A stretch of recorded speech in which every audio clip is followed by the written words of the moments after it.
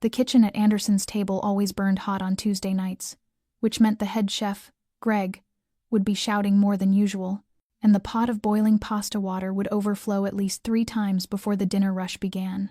I was working Section 3, near the bar, where the regulars always sat at the same old table, ordered the same dishes, and followed the same ritual they had for the past year.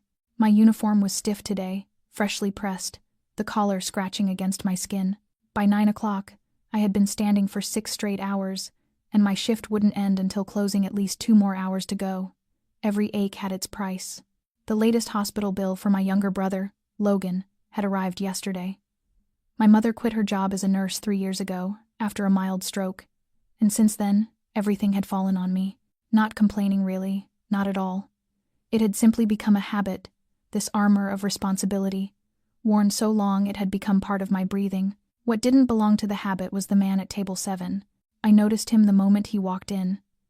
Even though the restaurant's light was soft, and the clatter of silverware and voices hung in the air like a thin veil of busyness, he did not belong to Tuesday nights.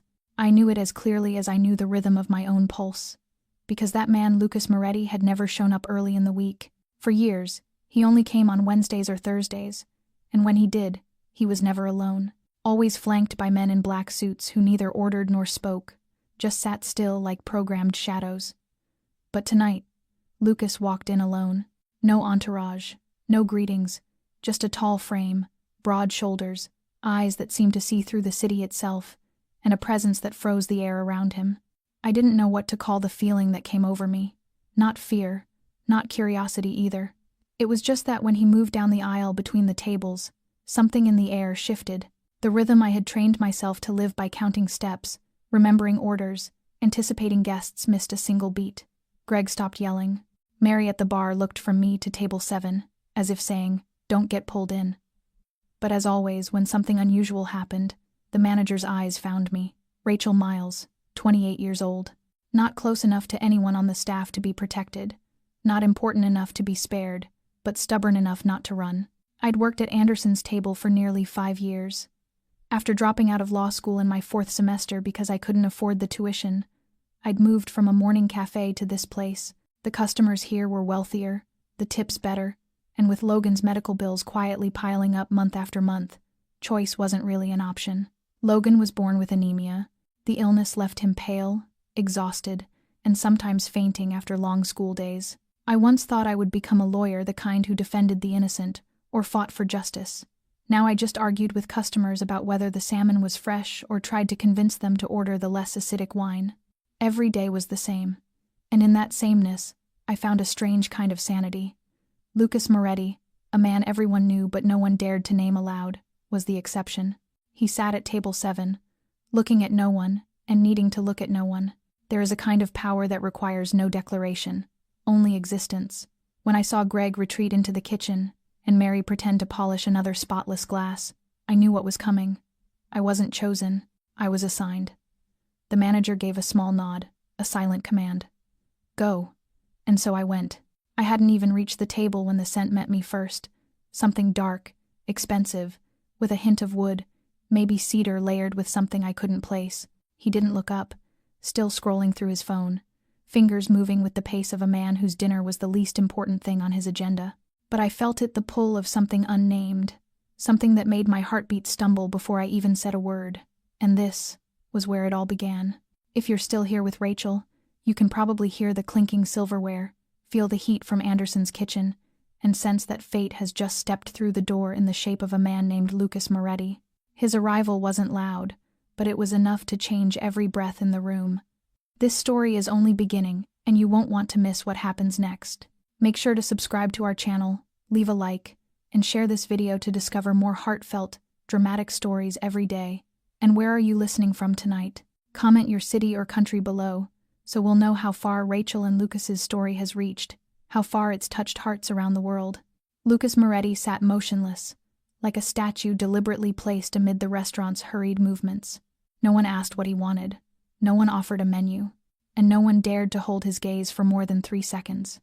From the kitchen to the bar, from seasoned servers to the regulars at their usual tables, everyone felt the shift without a word spoken. Some people enter a room and change its gravity. Lucas was one of them. Not loud, not disruptive, just present, and everything rearranged itself in silence. A group of diners near the window lowered their voices. Greg, who loved to argue over the smallest mistake, vanished toward the ovens, pretending to check the temperature. Mary kept wiping the same glass for 10 long minutes, and I stood halfway down the aisle, 5 steps from him, neither approaching nor retreating, caught in an invisible current that both pulled and warned me. Lucas Moretti was not like the men who frequented Anderson's table. He didn't flaunt wealth, didn't dress to impress, yet everything he wore spoke of intention. A charcoal suit, tailored to perfection, one I knew I could never find in a department store. A silver watch on his left wrist, understated but unmistakably valuable. His hair was neatly trimmed, combed back, but not stiff with product soft, like someone who never hurried. His face carried lines carved by something sharper than time, handsome not in comfort, but in precision, like a blade sheathed in calm. A thin scar traced down his left chin, faint as a trembling pencil mark, unhidden, unexplained.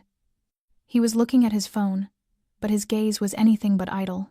I'd seen that look before, not on Lucas, but on men who once stepped into courtrooms during my short time in law school, men who observed, calculated, and would act if they had to. What set tonight apart was the solitude. Lucas was always accompanied at least 2 men, sometimes 3. They never ordered, never looked away, never let anyone accidentally get too close. Once, in my 2nd month on the job, one of them stood guard outside the restroom just to make sure no one brushed past him. But tonight, he was alone. No guards, no signals, no black cars idling outside. He walked in at 8:45, as if that time was fixed, chosen, meant to break the numb rhythm of my life. No one spoke his name aloud, but everyone knew who he was. Some called him Mr. Moretti. Others avoided saying anything at all. I'd overheard the kitchen whisper that he secretly owned Anderson's table, or that he was the reason no cops ever came near this block on Thursday nights. Just rumors, maybe, but in a world where every whisper has a root, I knew there was some truth beneath it. I'd once tried to look him up online, but there wasn't much. Just a few vague lines about an Italian-born businessman connected to real estate investments, a couple of charity funds, and one blurred photo beside a state politician. The rest was silence. And it was that silence that made him dangerous. Truly powerful people leave no trace. Those who leave no trace are often the ones you should fear. He didn't need to ask for service, he would always be served. He didn't need to command people obeyed anyway. Tonight, as Greg avoided eye contact and Mary kept polishing her invisible glass, I knew by instinct that I was the one chosen. Or rather, pushed. I was the newest among the experienced. Long past naivete, but still too replaceable to refuse. And I understood the game of silence. I had my own smaller games, my own shorter hands of cards. Lucas Moretti still hadn't looked at me, but I knew the moment I took one more step toward table 7, something would change. Not loudly, not instantly, but enough to make sure I would never again be the same woman I was 5 minutes ago. I could feel Greg's eyes fixed on me from behind the half-closed kitchen door, a look that wasn't quite a command, nor gentle enough to be a request, but rather a silent motion within the unspoken structure we had all learned to obey. I gave a slight nod, not out of agreement, but because I already knew I had no choice. Table 7 still had 2 empty chairs facing him, the ceiling light above casting just enough glow to carve out the sharp planes of Lucas Moretti's face, but not enough to erase the shadow pooling behind him, as though even the light hesitated to come too close. I adjusted the knot of my apron, lifted the menu in my hand, and walked toward him. As I drew near, he didn't look up.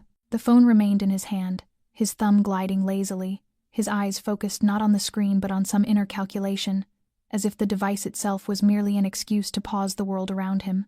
His cologne hit me stronger now, a dark, dense, expensive scent with smoke, cedarwood, and a trace of leather. It wrapped the air around him, not suffocating, yet leaving no room for anyone to forget he was there. "Welcome to Anderson's table," I began, my voice steady with the practiced professionalism of someone who had said the same words 1,000 times before, though this time something inside my chest tightened slightly.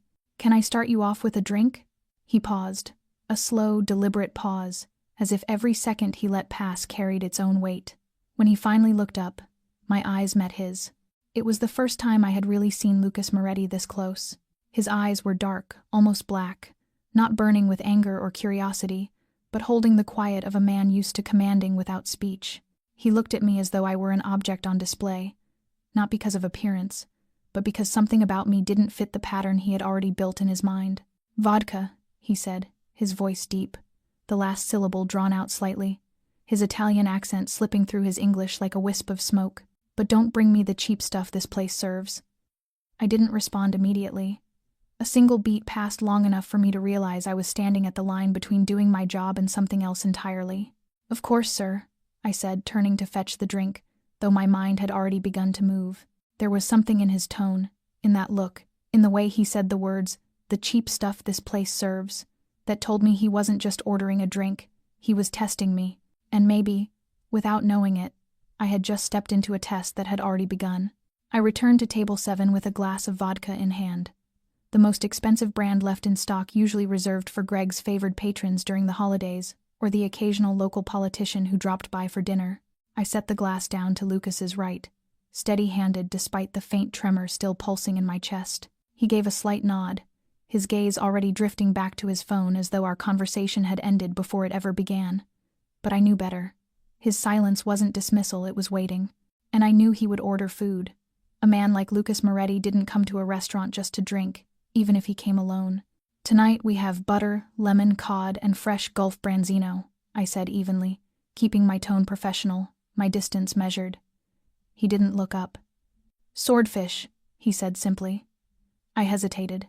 Swordfish, the house specialty, was only served on certain days. Regulars usually ordered it on Wednesdays when the fish was fresh, firm, and untouched by the lingering chill of storage. But tonight was Tuesday, which meant the remaining cuts had been sitting in the fridge for nearly a week. Greg planned to use them tomorrow as a special to clear stock. I knew that. Lucas didn't. Or maybe he did and ordered it anyway, just to see what I would do with the truth. "The swordfish isn't fresh," I said, without softening the words, without pleasantries. I held his gaze, waiting. He looked up again, and this time his eyes carried not evaluation but a silent challenge, as if to say, "I just tested your boundary and you crossed it." "I ordered swordfish," he repeated, slower now, clearer, as though I were the one who needed reminding. I didn't step back. "Branzino is better," I replied, my tone light but firm. "The swordfish came in last week. The texture's soft. The flavor turns bitter if it's seared too long, and the kitchen's overloaded tonight." The silence that followed lasted a little too long. I could hear the clatter of the espresso machine hitting metal at the bar, someone's soft laughter from the far end of the room. Everything seemed to recede, as though the entire restaurant were waiting for his answer. He looked at me longer than necessary, his eyes no longer just observing but almost amused. Then his lips moved slightly, forming something that could be mistaken for a smile if not for the weight of thought always resting behind it. "Branzino," he said at last. "After all, I came here to eat well." I nodded, turning away before he could see the small curve forming at the corner of my mouth. I wasn't sure what I'd won in that brief exchange, but one thing was clear. Lucas Moretti wasn't the kind of man easily corrected, yet I had just done it, and walked away untouched. Stranger still, he had let me, as though he'd been testing whether I had the courage to stand my ground in the face of power. And somehow, I sensed he'd just written my name onto a list I couldn't see, a list I had, perhaps unknowingly, just stepped into. I returned to table 7 carrying the steaming plate of branzino, a slice of lemon resting beside it, the vegetables roasted to that perfect balance of tenderness and crispness, everything arranged precisely the way Greg demanded whenever an important guest was being served. Lucas sat exactly as before, leaning back slightly, hands loosely folded across his chest, his gaze sweeping over the restaurant in that quiet, methodical way of someone who noticed every movement without appearing to. When I set the plate down, he didn't look at the food. He looked at me. It wasn't rude, but it pierced straight through my skin. The way he observed was unlike other men, not lingering on appearance or figure, but deeper, as though he were trying to decode the structure of my thoughts, every small reaction, every choice I had just made. "What's your name?" His voice was low, steady, not loud but so distinct it seemed to cut through the restaurant's hum, silencing everything else for the moment he spoke. I hesitated for half a second before answering. "Rachel." I didn't give my last name, didn't offer a handshake, didn't smile. Just one word enough to identify myself without inviting anything further. He tilted his head slightly, as if weighing the sound of it in his mind, deciding whether it fit what he already knew or wanted to know. "Rachel," he repeated, and in the way he said it there was a faint sense of unfamiliarity, as if he wasn't used to calling anyone by name without attaching a title or position to it. I said nothing. I stood there, maintaining a posture that was polite enough for service, but without a bow, the kind of neutrality that had kept me alive in this business for years. Lucas didn't touch his knife or fork right away. He kept watching me the way people in control always did, studying others long before letting themselves be seen. And in that gaze, I realized something clearly. I had caught his attention, not because of how I looked or how I served, but because I had refused his command without apology, without excuse, and without lowering my voice. He could issue orders, but I hadn't obeyed. I didn't know whether that was wise or reckless, only that from that moment on, he began to look at me as if I were an equation he couldn't quite solve. "How long have you worked here?" he asked, his tone calm, though I could tell it wasn't small talk, he was gathering data. "Almost 5 years, I replied, keeping my voice even. "Long time," he nodded. "Not many people stay in this kind of job that long." I didn't tell him I hadn't had a choice. I didn't mention that I once wanted to be a lawyer, that I'd studied at the state university until my brother's first hospital bill arrived and toppled every plan like paper structures in a storm. Those things didn't need to be said. I didn't owe him my story, but I didn't retreat either. I held his gaze a moment longer, then said, "For some of us, stability is a luxury. If I can keep it, I will." The corner of his mouth moved, just slightly. Not a smile, more like a reflex, as if he'd just confirmed something in his head. "I'll remember that," he said, then picked up his utensils and began to eat. No further words, no compliments, but he ate each bite as if the meal had earned his full attention. No phone, no distraction. I stepped back, but as I passed the bar, I turned once more and saw his eyes still on me, steady, unwavering, as though I hadn't left his thoughts. And that, more than anything he'd said or done, told me that from this moment forward, Lucas Moretti would no longer see me as just another waitress. I didn't know what that meant yet, only that I'd crossed into uncharted territory, where everything had a price, even being noticed. I went on with my shift as if nothing had changed, still smiling just enough at the regulars, still moving back and forth between the kitchen and the dining floor, like a tireless shuttle stripped of emotion. But something in the air had shifted since the moment Lucas Moretti left table 7. It wasn't a change anyone else could see, nor something I could clearly name. It was more like a quiet haze had settled over my usual rhythm, a thin film of something unseen coating every familiar motion. I began to notice the glances, not the looks from customers or the curious eyes of coworkers, but something else, something at the edge of my vision. It happened when I bent down to clear a glass, or when I turned to hand a bill to table 11. A flicker, fleeting as a blink, but sharp enough to make me lift my head, only to find no one there. At first, I told myself I was imagining it. Working late nights in a restaurant filled with strangers passing through could make anyone's mind play tricks. But the feeling didn't fade. It stayed with me, step by step, breath by breath, like a thread tightening just out of sight. It wasn't curiosity. It was intention. Someone was watching me, not accidentally, deliberately, and I knew the difference between being looked at and being watched. One was incidental, the other was a warning. When I went to the back hallway to fetch a stack of clean tablecloths, the narrow corridor between the dining area and the storeroom seemed longer than usual. The fluorescent light overhead flickered, its cold white glow raising goosebumps along my arms. I stopped halfway down the hall and listened. No footsteps, no voices, but the feeling remained, the unmistakable awareness of not being alone. I turned around. No one. Just a chair pushed slightly out of place near the wall and the storeroom door left ajar. Same as always. I stood there a few seconds, holding the folded linens, my heart beating slow but heavy. The silence wasn't peace. It was the kind of stillness that comes before something shifts. When I stepped back into the dining room, Lucas was gone. No one had seen him stand. No one had seen him leave. It was as if he'd never been there at all. But the empty vodka glass remained, and the plate held nothing but bones. The receipt was ordinary, except for the signature, a single, fluid stroke, unreadable but heavier than a full name. That night, I left later than usual. When I locked the door and stepped into the street, a black car was parked across from the restaurant. No lights, no front license plate. I looked at it, It didn't move. I turned away, walking faster toward the train station. But my steps no longer felt free. I didn't know what was beginning, only that something was and that someone, somewhere, was watching me. And whoever they were, they knew exactly who I was.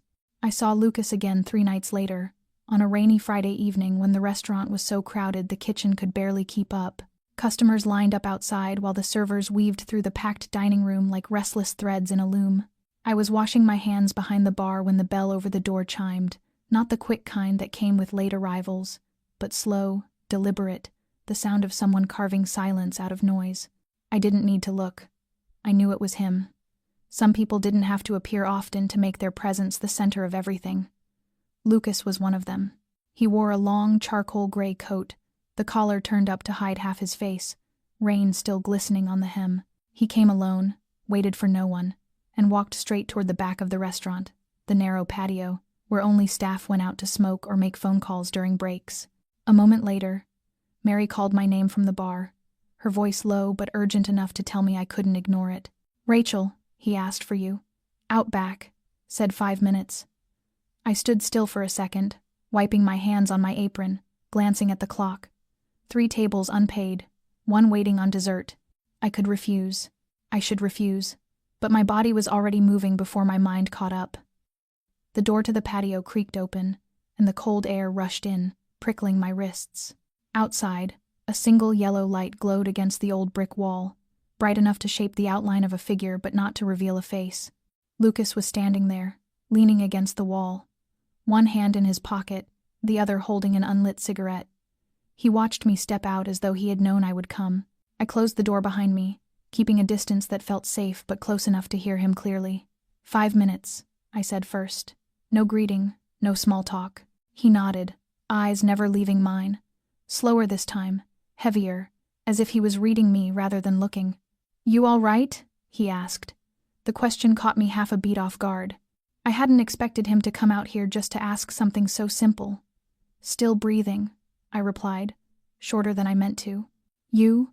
Lucas's mouth curved slightly, the hint of satisfaction ghosting across his face. "I heard someone's been parking a black car without plates near your place the past few nights." I didn't react right away, but the space inside my chest tightened. He was talking about something I hadn't told anyone. Not Greg, not Mary. No one at the restaurant knew. I turned toward the wooden gate at the end of the alley, where the wet leaves shimmered in the wind. "If you know," I said evenly, "then I'm guessing you also know who's behind it." "I have a few ideas," he said lightly, his tone almost casual, as if discussing the weather. "And I have reason to believe they're not interested in me. They're interested in you." I looked back at him. "I'm a waitress. I have nothing worth anyone's interest." Lucas struck the match, the brief flare of light catching the edge of his face before fading again. He didn't smoke. He just held the cigarette between his fingers, a prop to soften what came next. "You have something they don't, a new connection to me.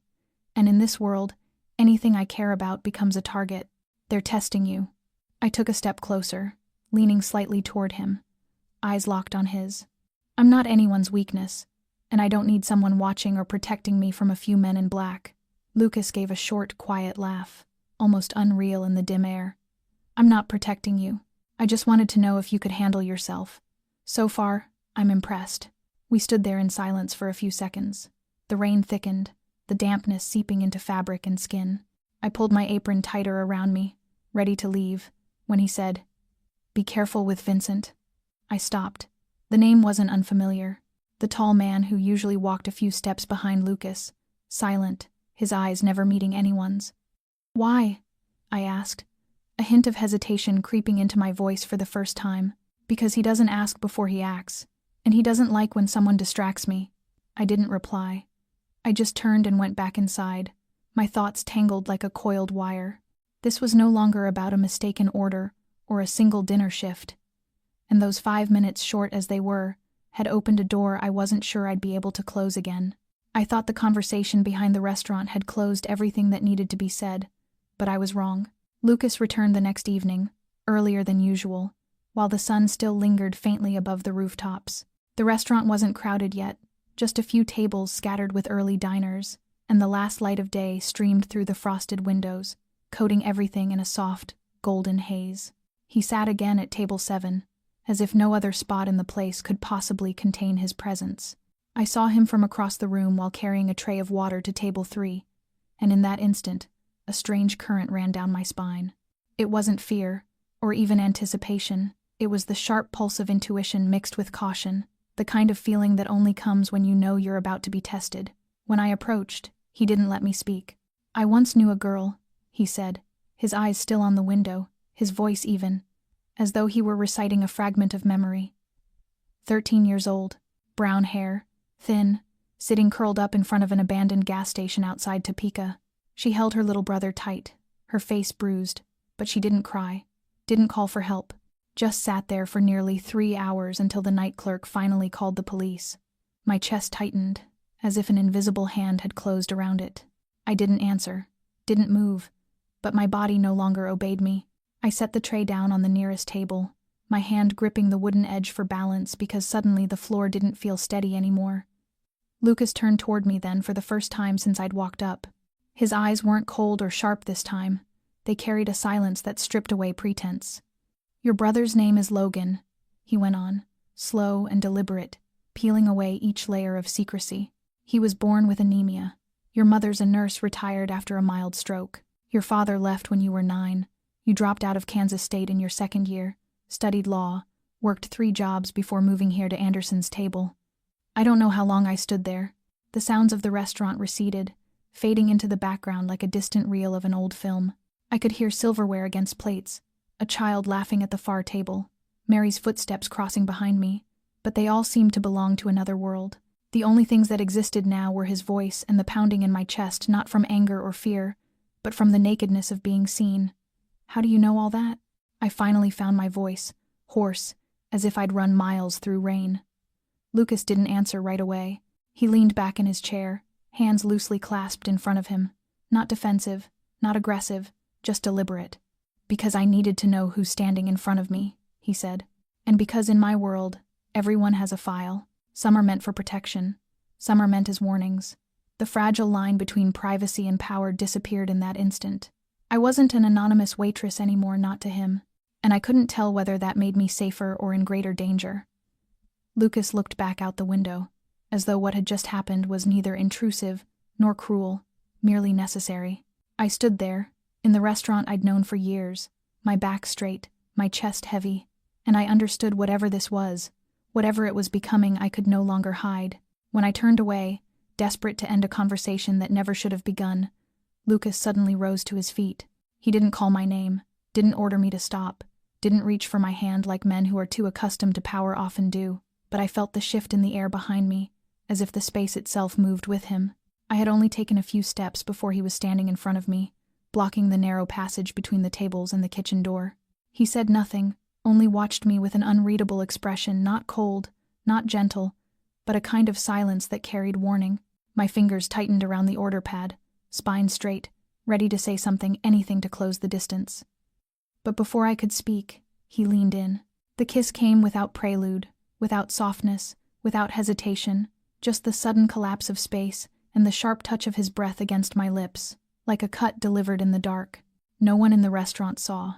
We stood hidden behind the column separating the 2 service aisles, and the moment lasted only a few seconds.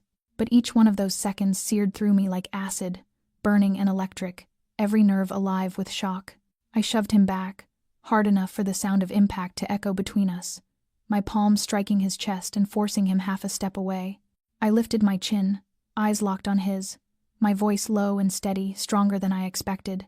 "If you ever touch me again without permission, I'll end this, no matter who you are." Lucas's eyes narrowed slightly, as though committing every word to memory. He wasn't angry, he wasn't even surprised. He just paused a silent beat and gave a faint nod, as if I'd passed yet another test I didn't know I was taking. Not many people could say that to him, and he knew it. The air between us stretched tight, like a wire pulled to the edge of breaking but still holding. He didn't apologize. He didn't explain. He only looked at me as though reassessing everything he thought he knew. Then he stepped back, not rushed, not hesitant, and walked toward the door, leaving without a glance behind, as if nothing had happened. I stood there, my heartbeat pounding like a drum of warning, knowing a line had been crossed. And from that moment on, neither of us could ever return to where we began. I didn't see Lucas for the next 2 days. Not at the restaurant, not outside, not in any of the black cars that sometimes lingered near my street. His absence didn't bring the relief I thought it would. Instead, it left a strange hollow, like stepping out of a suffocating dream, but still feeling the ghost of a cold hand pressed against my shoulder. I tried to bury myself in routine, cleaning more tables, taking extra shifts, anything to make life feel ordinary again. But it didn't last. On Monday morning, I was sitting in the small living room of my rented apartment, pouring cheap coffee into a chipped mug, when Logan came out of his room, his face pale with shock.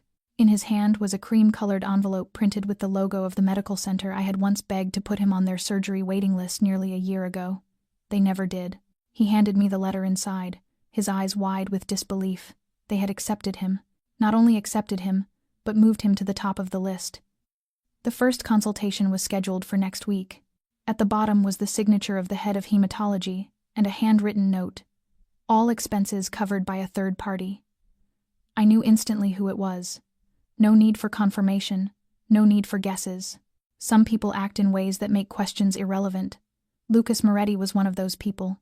He never spoke, he acted, and that action was its own declaration that I, or at least my family, was already within his reach. Logan asked if I knew anything about it. I shook my head, not lying, but not telling the truth either. He believed me, and somehow, that trust felt worse than suspicion would have. I changed clothes and left for work earlier than usual, not because I had a morning shift, but because I needed to be somewhere I could still control. Anderson's table was the only place left that gave me that illusion. Greg looked surprised when I arrived almost an hour early. He only nodded, asked no questions. I cleaned each table slowly, methodically, as if wiping away my thoughts. But when I reached table 7, I stopped.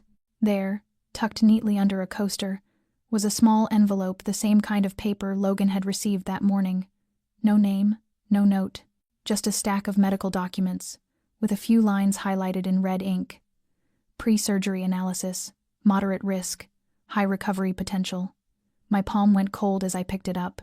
Part of me wanted to throw it on the floor. Another part was grateful, and that more than anything was what made me angry. Lucas didn't have to do this.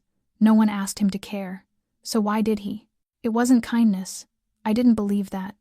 He wasn't the kind of man who did anything without reason. He'd helped Logan, but said nothing.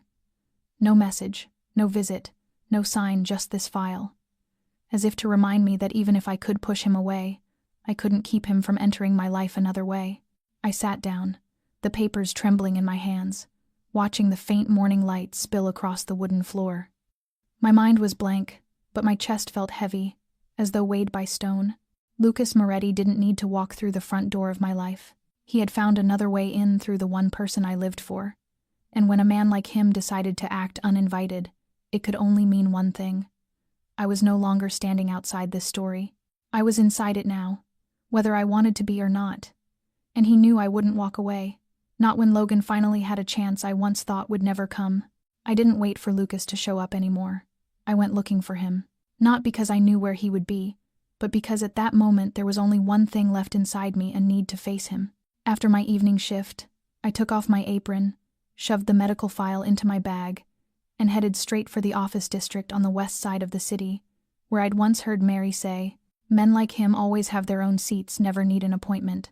The building was glass and shadow, its windows tinted black, guards in suits stationed at the door, and no one asked why a waitress from a downtown restaurant was stepping into the elevator to the 12th floor without being announced. When I opened the office door, Lucas was sitting behind a dark mahogany desk, phone pressed to his ear, his other hand tapping a slow, steady rhythm against the surface. He glanced up when he saw me, not surprised, not curious, just raised a finger to ask for a minute. I stood there, my pulse sharp in my throat, every emotion too tangled to name. When he hung up, I dropped the folder onto his desk. The sound echoed through the quiet room, sharp enough to slice the silence in two. He looked at the file, then at me, folding his hands as if he'd been expecting this confrontation all along. "What do you think I am to you?" I asked, my voice low but cutting clean through the air. "A debtor? A pawn? Or just an investment you can profit from later?" Lucas didn't answer immediately. He studied me with a deliberate patience, as though he wanted my anger to take full shape before deciding which words to use. "You're a person of value," he said finally, his tone so calm it almost sounded like he was reading from a report. "And I don't assign that value because of emotion. I assign it because of data." I gave a short, bitter laugh. "You helped Logan because of data? Because of numbers? Because it made sense on a balance sheet?" He nodded, unflinching. "You're the only one out of 5 people I've observed who can hold on to integrity in a system that no longer rewards it. You manage pressure without breaking. You're not greedy. You're not weak. Those things have worth in my world, Rachel. And I'm not foolish enough to overlook someone like that." My grip tightened on my bag strap, my jaw locking to keep words from spilling out that I knew I'd regret. "You have no right," I said slowly, "to interfere with my life, my family, or the fragile balance I'm trying to hold together. You don't get to weaponize kindness and call it generosity." Lucas tilted his head slightly, eyes never leaving mine. "I don't need you on my side. I need you to stand upright." That answer made me take half a step back, not out of fear, but because I wasn't sure anymore if I was angry or starting to understand. Understand that Lucas didn't act like a man chasing someone out of affection. He acted like someone who had spent years moving pieces on a board, and me, no matter how much I resisted, had already been placed there long ago. He wasn't trying to seduce me, he was positioning me, and now, every reaction I made was already part of his calculation. I turned toward the door, still gripping my bag, my voice cold now, stripped of emotion. "If you think I'll be grateful for any of this, you've miscalculated." Lucas didn't follow, didn't defend himself. He just sat there, silent and immovable, like stone in still water. But as I opened the door, I heard him speak behind me, his voice low but clear enough to stay with me through the night. "I don't need your gratitude, Rachel. I need you to survive." As relighted, I saw Vincent again on a Wednesday night, when the restaurant had begun to quiet, and I was wiping down the bar, trying not to think about Lucas's last words 2 days earlier. He appeared like a shadow, silent, unannounced, standing there as if he'd been waiting since daylight. Vincent carried an energy that made people cautious around him. It wasn't his size or the knife-sharp stare. It was the fact that he never showed up without reason. He didn't order a drink. He didn't sit down. He just watched me for a moment, thoughtful, and said, low enough for only me to hear but firm enough that I knew this wasn't small talk, "They're watching you." I set the cloth aside and turned slowly, my heart starting to pound not from fear, but from the confirmation of what I'd already sensed, those unseen eyes tracing my steps lately. "Iron Circle, isn't it?" I asked, keeping my voice from shaking. Vincent nodded. "They don't like outsiders knowing too much. And you, whether you meant to or not, are on their radar now." I swallowed hard, my throat dry as paper. "Why are you telling me this?" "You work for Lucas." Vincent didn't smile, didn't flinch. His answer came low, gravelly, like stone grinding on stone. "I'm not saying this for Lucas. I'm saying it because you're different. Most people run. You stay still. And people who stay still need to know what they're facing. Iron Circle wasn't a single organization," he explained. "It was a network, old, powerful, patient. When they set their eyes on someone, they didn't threaten. They watched. They waited. Then acted once, decisively, so they'd never have to again." Vincent's eyes flicked toward the entrance, as though making sure no one was listening. Then he stepped closer, his voice dropping to a whisper, no longer the tone of a soldier following orders but that of a survivor speaking to someone about to be pulled under. "They want Lucas weakened, and to do that, they'll go after anyone who distracts him." I understood instantly. Logan, or me, or both. My fingers curled so tightly my nails bit into my palms. I didn't know if I was shaking from anger or fear, but I knew one thing for certain: this was no longer a story between me and Lucas. This was a board far larger, and I had just been moved squarely into the middle. Vincent stepped back, his composure returning like a mask being set in place. Before turning away, he left only one sentence behind, no warning, no comfort. "Be careful after 8 p.m. They move in the dark. And you, Rachel, you're too easy to see." I finished my shift close to 9 that night, later than usual because Mary had asked to leave early, and I didn't want to dump work on anyone else. The restaurant was empty by then, the front lights dimly spilling over the rain-slick sidewalk, and the parking lot was almost deserted except for a few familiar cars that belonged to the staff. I took the narrow path that led to the back, where my old Civic always waited. The wind whipped across my face, carrying with it a strange chill, not the kind born of weather but the kind that came from instinct. The lot was too quiet.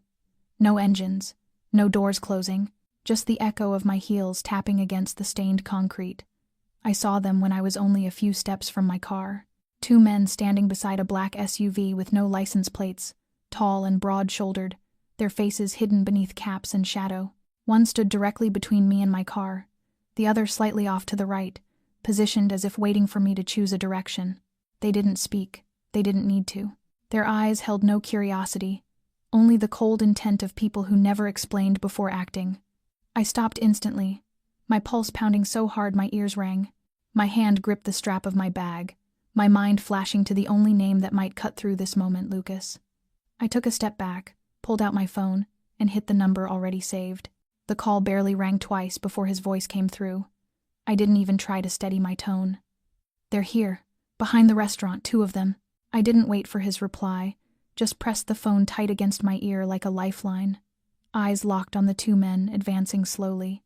Not rushing, not threatening with words, but moving with the kind of patience that was more dangerous than haste. One of them raised a hand, signaling something I didn't understand, but then the low growl of engines filled the lot.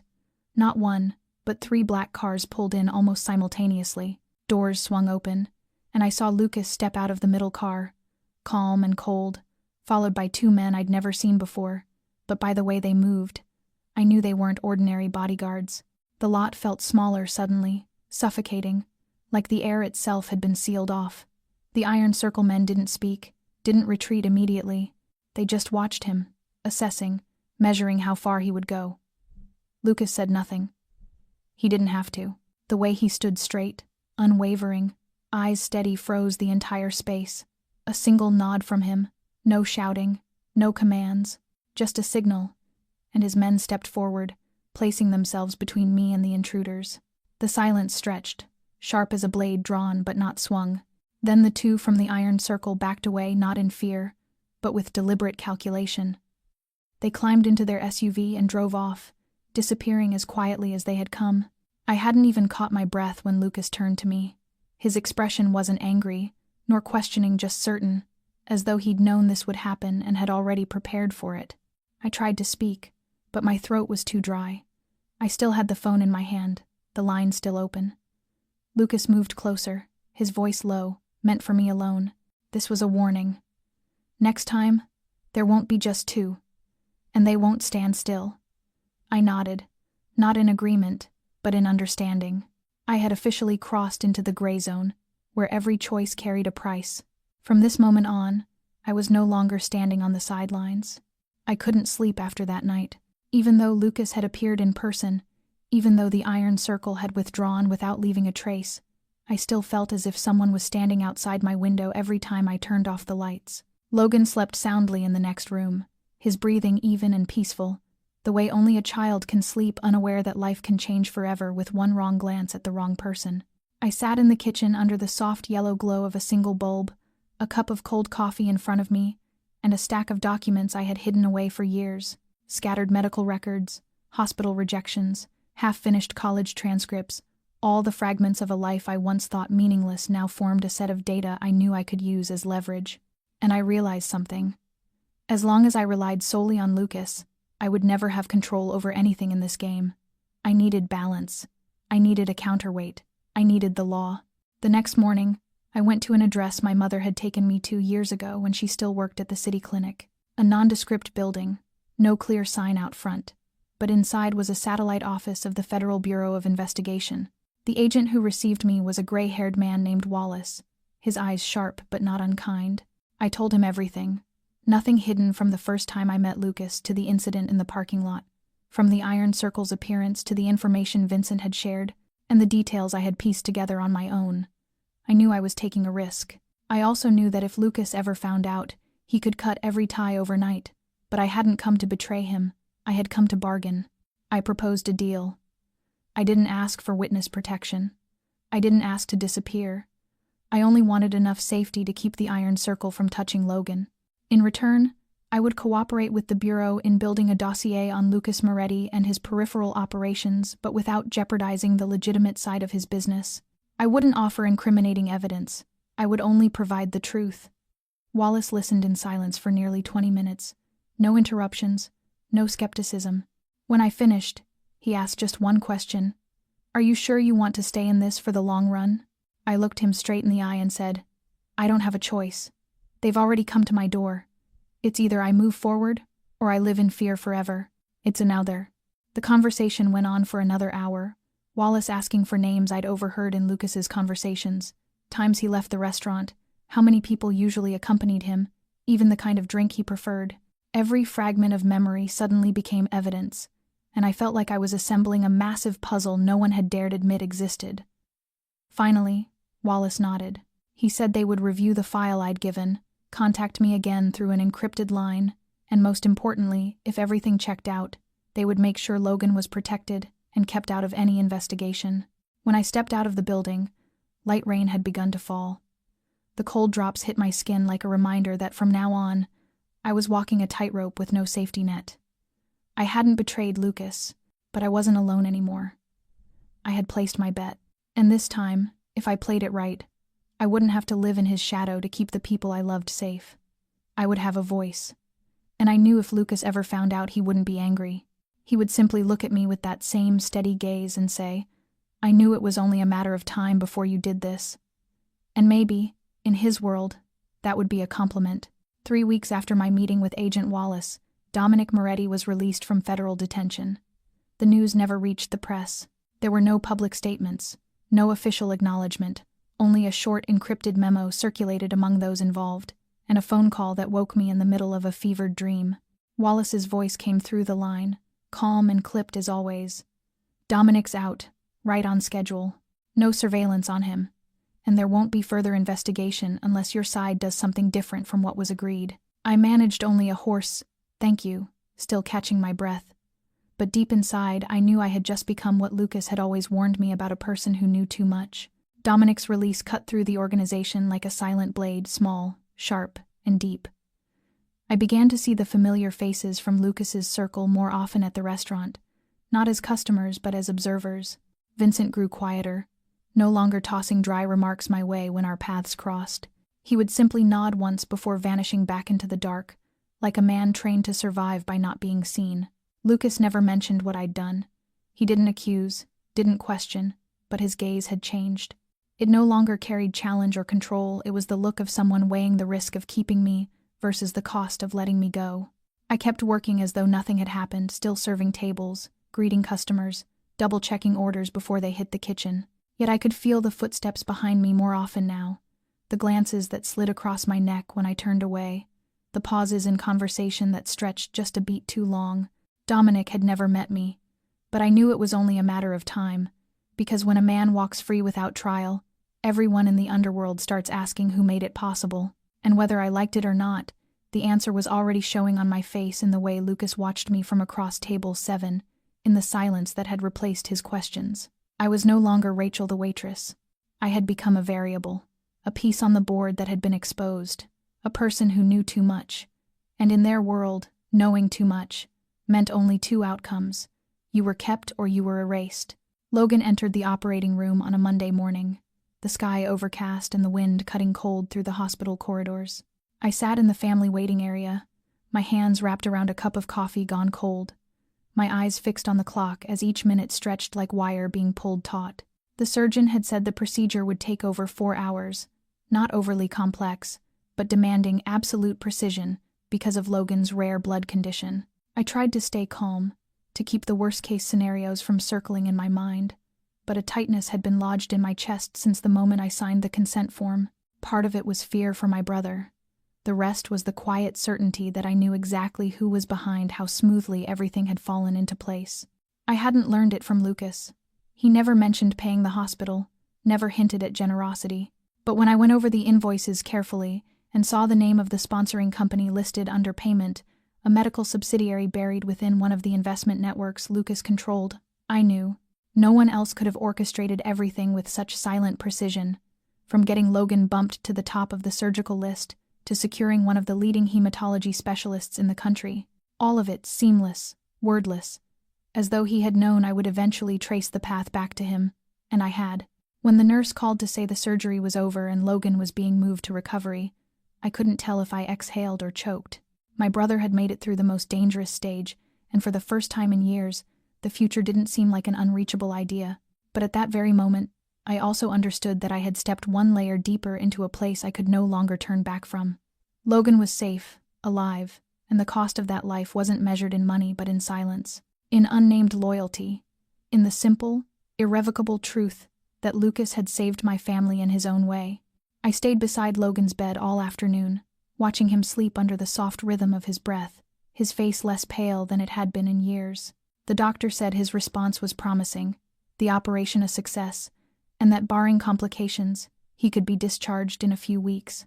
I nodded, thanked him, then remained there alone, the reading light casting a pale circle against the white hospital wall. Inside my coat pocket was a folded slip of paper, a phone number with no name, the one I'd been told to call if the FBI needed urgent contact.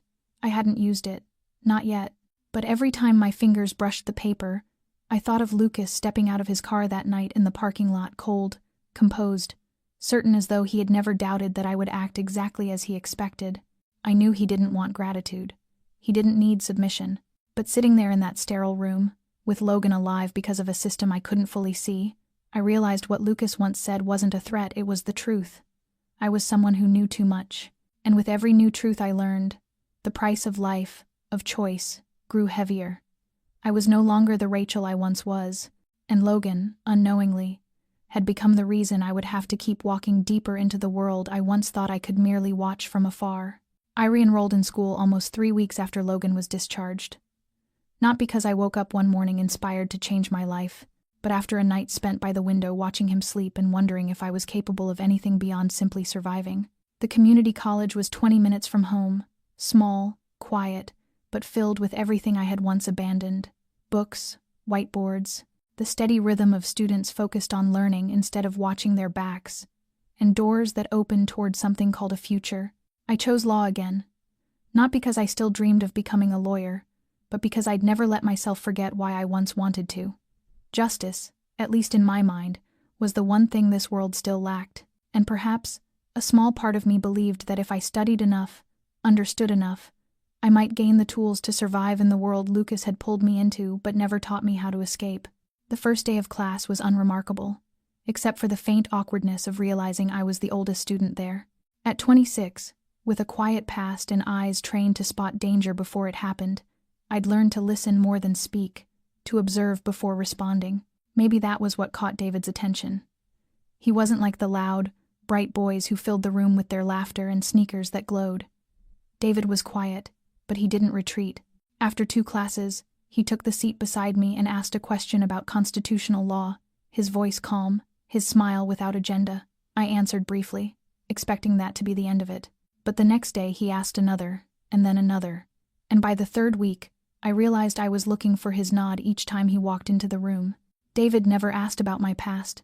He didn't question why I'd started late, or why I always kept my phone in my hand even during lectures. Instead, he told small stories about his part-time job at the library, about leaving school after his father's death and now trying to reclaim what he'd lost. I didn't tell him that I understood that feeling more than he could imagine, that I too had believed some doors never reopened, and that sometimes the only reason to keep going was simply because we hadn't fallen apart yet. One late afternoon after class, he asked if I wanted to grab coffee at a small shop near campus. I said yes, not for any reason beyond not wanting to go home, not wanting to sit again in silence. We talked about famous cases, about how law could be twisted by power, and David looked at me in a way that made me, for the first time in years, feel like I wasn't a dangerous variable. When I laughed, truly laughed at one of his clumsy jokes, I caught my reflection in the mirror behind the counter and realized how long it had been since I'd seen that version of myself. An ordinary Rachel, burdened only by an upcoming midterm. Then my phone buzzed. A text from an unlisted number. Just a single dot, and the entire fragile reality dissolved like smoke. I excused myself, saying I needed to pick up my brother, and David, kind, steady David, only nodded. I left the cafe into the bite of early winter wind, walking faster than usual, as if movement itself could quiet the storm inside my chest. Civilian life was beautiful in its cruelty, because it existed only in the moments when you forgot where you truly belonged. And for me, One silent message was enough to remind me that no matter how much I studied, or how many cups of coffee I drank, I was still Rachel, the one who knew too much. I tried to let myself step outside, to live, or at least pretend to live, the kind of life people call normal. Regular classes, short conversations with David after lectures, a few coffees, a movie night with classmates where I had to force the corners of my mouth into a smile that felt almost foreign. But every evening, when I came home, took off my shoes, hung up my coat, I returned to the same silence. Not the kind that soothes, but the kind that hums with thoughts that never sleep. I thought about Lucas more often than I cared to admit, not in the way one thinks about a man they love, but like a ship that's already struck rock and can't stop staring into the depths, measuring how far it's still sinking. I could sit for hours by the window, hearing his voice in my head, calm, deliberate, certain as if he had never once doubted any decision in his life. David was kind, patient, attentive, smart enough not to push me to the point where I'd build walls. And yet, that very gentleness only made the distance between us clearer. With David, I had to hold myself together to seem ordinary. With Lucas, I didn't have to hide anything, not the rough edges, not the darkness. That didn't make me feel safe. It made me feel exposed. Because while everything with David was soft and blurred, one look from Lucas could undo my sense of direction. I don't know how many times a day he appeared in my mind, while reading case law, when a professor asked a question that echoed how he once broke down risk into 3 clean sentences, when I passed an unmarked black car at a street corner, even when an old song played, the one that used to hum quietly from his car speakers. The fragments slipped through every crack in my present life, until I wasn't sure whether I was truly living or just performing a gentler version of survival. I knew I should forget. I knew I had to move on. But Lucas had found a way inside my head that no threat or act of kindness could explain. And when a man inhabits your mind without even being there, it doesn't matter if you're sitting in a quiet classroom or walking beside someone tender, you still feel as if you're lost in his familiar darkness. A year passed like a long scratch, not deep enough to bleed, but lasting enough for the skin to remember. Logan was in college now, a public university not far from home, close enough that he could come back for dinner every weekend and bring home piles of laundry like any other freshman. He carried an ease in his smile I once never dared hope to see again, his eyes bright whenever he spoke about his neuroscience classes and the new friends I'd never met, but already knew by name. I looked at him and told myself it had all been worth it, every bruise, every compromise, every choice that could never be spoken aloud. I stayed, still working at Anderson's table, where table 7 remained empty every Thursday night, though no one ever asked why. Greg never mentioned it, only nodded whenever I clocked in, as if my presence had become part of the restaurant's structure, something that didn't require explanation. I worked harder than before, not because I needed the money, but because busy hands kept my mind from wandering into places I couldn't fix. I kept attending classes, never missed a session, my grades steady enough to stay invisible, and yet, no matter how hard I tried, I couldn't escape the sense of living between 2 worlds, one lit by classroom lamps and the tapping of keyboards, the other shadowed by black cars parked a little too far from the entrance whenever I left the restaurant, by Vincent's fleeting stare in a rearview mirror before disappearing again into the dark. Lucas no longer appeared often. Sometimes I heard his name murmured in passing between customers, caught fragments of phone calls from regulars, or noticed the subtle exchange of glances between strangers who clearly hadn't come for the steak. He was still there, just no longer needing to be close, and perhaps that was what unsettled me most. There were no signs of retreat. He was merely watching, like a chess player waiting for the next move to unfold. I didn't know what I was waiting for. Maybe a message. Maybe a night when someone would call me to the alley behind the restaurant. But the longer I waited, the more I realized what I was losing wasn't freedom, it was invisibility. A year ago, I had been a waitress. No one noticed. Now, even without a name being called, I could feel the constant gaze, as if every step I took was being recorded somewhere. And though I'd learned how to fake normalcy, to put on a coat, drink coffee, smile at customers, inside me there remained a darkness no one could enter without getting lost. A year passed, and I was still here. Not because I couldn't leave, but because I no longer knew where to go. Logan had moved on. David still texted now and then, and everyone else carried on with their lives. And me, I stayed at Anderson's table, where everything began, and maybe where everything would end. I wasn't sure what the future would bring, but in the world I lived in, silence was never random, and sometimes silence itself was the loudest sign that a storm was on its way. I began to realize that Lucas had never truly disappeared, he had merely changed the way he existed.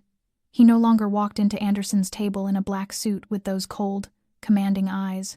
He no longer sat at table 7, forcing the entire dining room into uneasy silence. Now, he appeared through details so small they almost seemed coincidental. A vintage bottle of wine suddenly delivered to the restaurant without an order, yet the exact kind he once favored. A diner switching seats for no clear reason after a brief phone call. Or the night before, when I finished my shift and found my car's gas tank full, though I was certain it had been half empty when I arrived. No one saw him, yet everything remained within his orbit, as if the world around me still moved to the rhythm of his breath.